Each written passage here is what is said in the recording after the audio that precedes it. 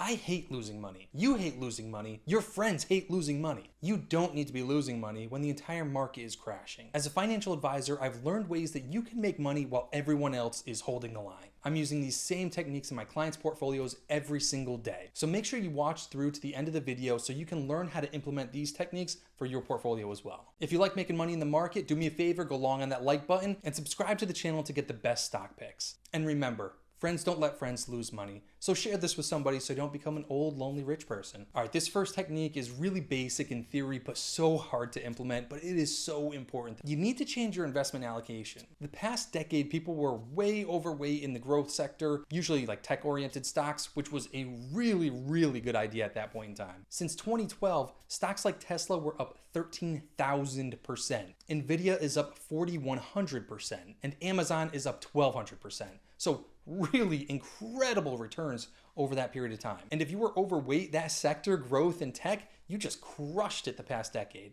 But it was a completely different landscape. I mean, just think about it. Interest rates were at practically zero because we were coming out of one of the worst recessions ever in history. The housing market was steadily increasing and oil prices were fair for most of that period. Those market factors are exceptionally good for growth-oriented stocks. We couldn't have asked for a better tailwind scenario. It really was incredible. We just came out of the longest and strongest bull market in history.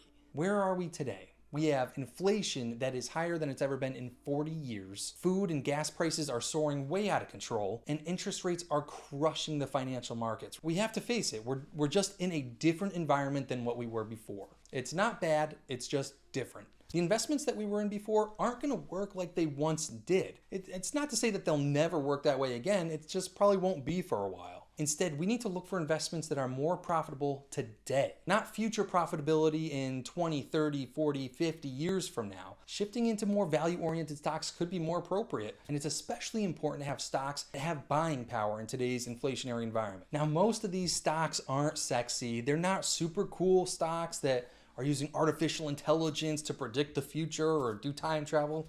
It's not doing any of that stuff. But who cares? Because these companies are making money. These companies are ones that are pretty boring. They're not sexy. They just produce cash. And they've been doing it for a while and they're really stable. Now, I'm not saying give up on your entire growth-oriented portfolio, especially for people who are younger, who have been in the stocks for a while, have some pretty good appreciation. I'm not saying scrap your entire growth portfolio, but reallocating a portion of it into something more value-oriented with a company that's producing cash in today's environment and potentially even paying you a dividend, those look to be really solid investments moving forward, especially within this interest rate environment. Investing in companies that are profitable today may be the thing that your portfolio needs to give it a little pop. All right, technique number 2 is selling covered calls. Call options are derivatives and can be an incredible way to increase your overall portfolio return. You can also lose your shirt on them if you don't know how to use them properly. That's why I recommend starting with selling covered calls. A covered call is when you're selling a call option and you also own the underlying stock at the same time. So what is a call option? Well, it's pretty simple. It's a contract between a buyer and a seller who are taking opposite positions, similar to placing a bet. The person buying the call option is betting that the stock price is going to go up to a certain point by a certain date. For instance, I bet that Tesla stock is going to hit $875 by the end of September. The person selling the call is taking the opposite position. They don't believe that Tesla is going to hit $875 by the end of September. So they're going to gladly take that bet, but only if the buyer agrees to pay them a premium right now. If the stock price never gets that strike price of $875 by the end of September, then the buyer of the call option loses out. They lost their premium, and the seller won the bet and gets to keep the premium. But if the stock price does reach $875 by the end of September, then the seller of that option loses the bet. Now, what makes this a covered call is that you own the actual underlying stock that you're selling calls on. That way, if the stock price actually hits the strike price of $875 at the end of September, then you'll just sell the securities in order to meet that obligation. It's no big deal. And you still made a profit. You just might not have made as much as you would have liked. Selling covered calls is a great way to make money as the market's going down. Think about it. If the market is systemically going down altogether, you're essentially collecting money from people that believe the market's going to recover immediately when it might take some serious time before that happens. So as the market's going down, you could be selling contract after contract after contract and collecting premium after premium after premium. Now, selling covered calls isn't going to make you a multimillionaire by any means. It's going to allow you that opportunity to make money as the market's going down. And if your portfolio is going down, it's nice to have that additional income and premium coming in to take advantage of step number 3, which is my favorite. All right, technique number 3 is really planning with foresight to build your position with the next 10 years in mind.